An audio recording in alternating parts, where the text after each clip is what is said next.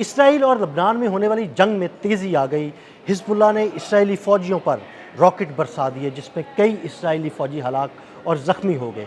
इस वक्त ताज़ा तरीन सूरत हाल क्या है, इस बारे में आमिर रज़ा से बात करते हैं। आमिर भाई, क्या सूरत हाल इस वक्त चल रही है? हिजबुल्लाह डट के मुकाबला कर रही है इसराइली फ़ौजियों का। उन्होंने रॉकेटों की बारिश की है इसराइली फ़ौजियों पे। कई इसराइली फ़ौजियों के हलाक और ज़ख्मी होने की इतलात भी हैं। क्या सूरत हाल बन रही है? देखिए, पहली बात तो यह है कि ये सारी मिली भगत है। मैं इसको इस तरह से मानता हूँ कि इसराइल को आशीर्वाद हासिल है अमेरिका की, और ये मुज़ाकरात के गेम में ये लेबनान के ऊपर कब्ज़ा करने की एक साजिश है। कहा गया डोनाल्ड ट्रंप की तरफ से कि रोको, 45 दिन के सीज़ फायर है, नहीं रोका। आपको आपने और मैंने कल एक किला अल शकीक हाँ जी, भी किया बिल्कुल।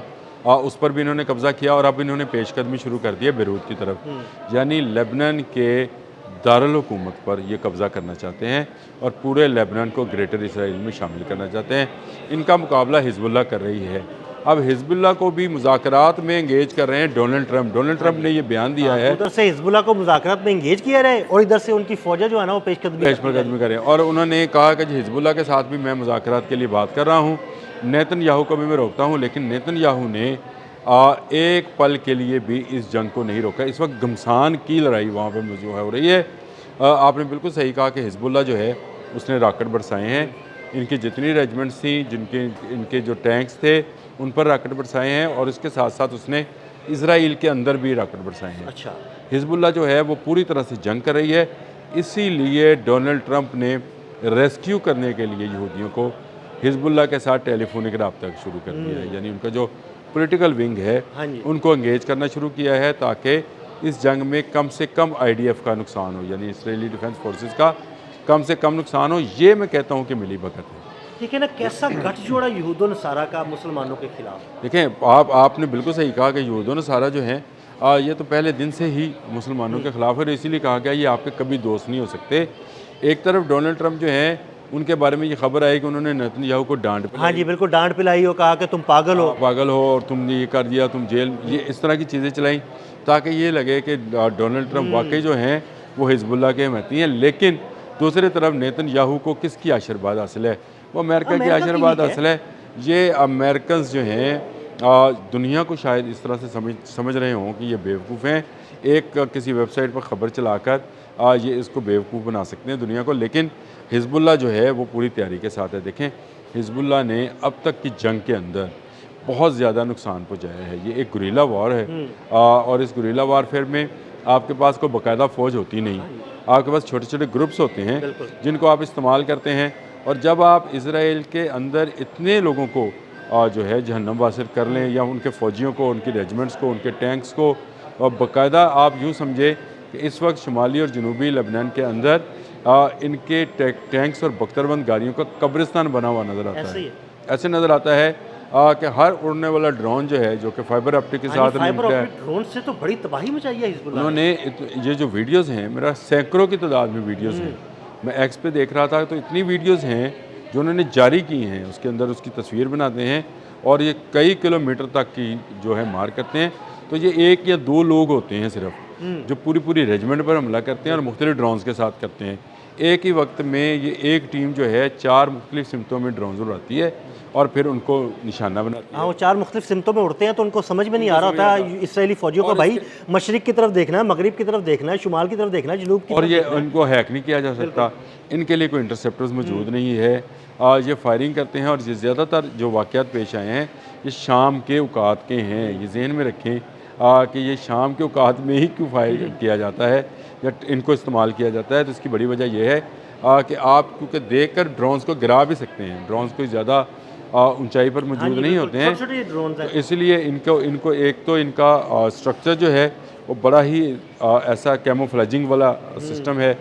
इसका रंग और इसका कलर और इसकी शेप जो है वो बल्कि आमिर भाई ऐसे लगता है कि जैसे ये बिल्कुल छोटा सा होता था, ऐसे लगता है जैसे कोई परिंदा उड़ रहा है, कोई ड्रोन नहीं, कोई परिंदा है। लेकिन इसका सबसे बड़ा फ़ायदा ये हुआ इनको कि फाइबर ऑप्टिक के ज़रिए इसको इस्तेमाल करने से कि ये इसको हैक नहीं, यानी इसको जैम नहीं किया जा सकता। तो अगर इसकी जैमिंग नहीं है तो इससे बचना भी मुश्किल है। हिजबुल्लाह जो है वो बड़े अच्छे तरीके से इसको टैकल कर रहा है, और मेरा ख्याल है कि नेतन्याहू को भागना पड़ेगा। फ़ौज को मैंने कल भी कहा था कि ये जो इन्होंने किले पर कब्ज़ा किया है ये इनका हाँ जी, बिल्कुल। ये आखिरी कब्ज़ा होगा। इसके बाद इनको यहाँ से पीछे को हटना है।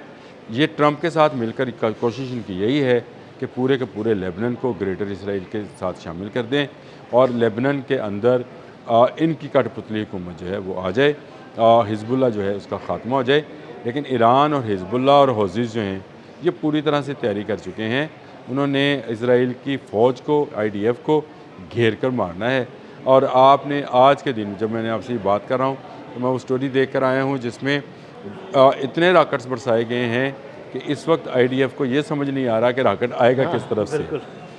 ये इनके ख़्याल में ये था कि ये बहुत ज़्यादातर पेनिट्रेट कर चुके हैं, बहुत सारे इलाकों पर कब्ज़ा कर चुके हैं, देहात के देहात खाली करा चुके हैं और लोगों को वहाँ से इन्होंने बाहर निकाल दिया है और अब ये इनका इलाका है।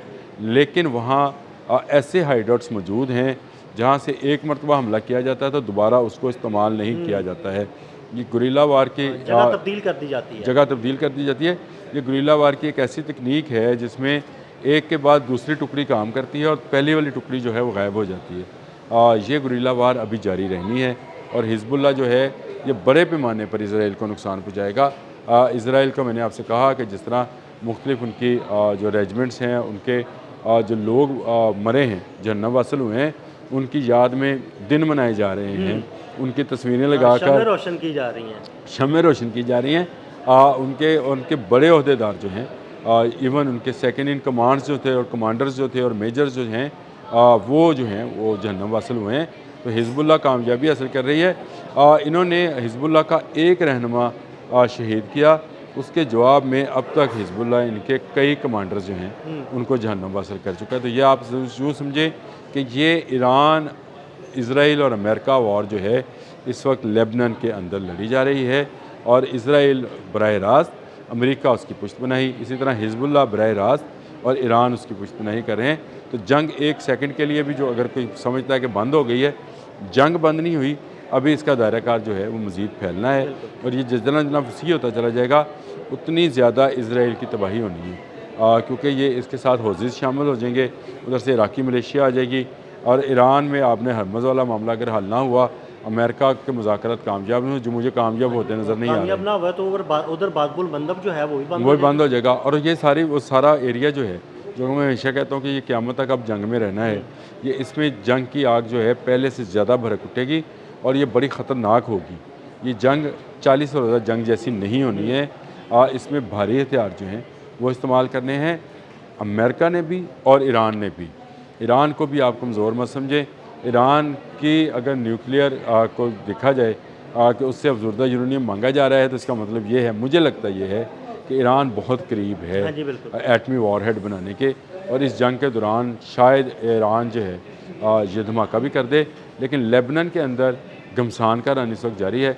हिजबुल्लाह पूरे ज़ोर से जवाब दे रहा है और यहूदियों को जहन्नम वासिल कर रहा है और उनके टैंक्स और उनकी बख्तरबंद गाड़ियाँ जो हैं ड्रोन्स के ज़रिए तबाह की जा रही हैं। उनका एरो सिस्टम जो है उसको तकरीबन लेबनान के इलाके में, इस सरहदी इलाके में मफलूज कर दिया गया है और ये आने वाले वक्त में आपको नज़र आएगा कि ये काम बढ़ता चला जाएगा। हिजबुल्लाह अब पेशकदमी करेगी और इनको घेर कर मारेगी। ये मैंने कल भी प्रेडिक्शन की थी, आज मैं दोबारा करता हूँ। बहुत शुक्रिया आमिर भाई। आमिर भाई ने बड़ी तफसील के साथ लबनान और इसराइल की सूरत के बारे में आपको आगाह किया। मज़ीद अपडेट्स के लिए हमें फॉलो करते रहें। अदील अहमद और आमिर रज़ा को इजाज़त दीजिएगा। अल्लाह हाफ़िज़।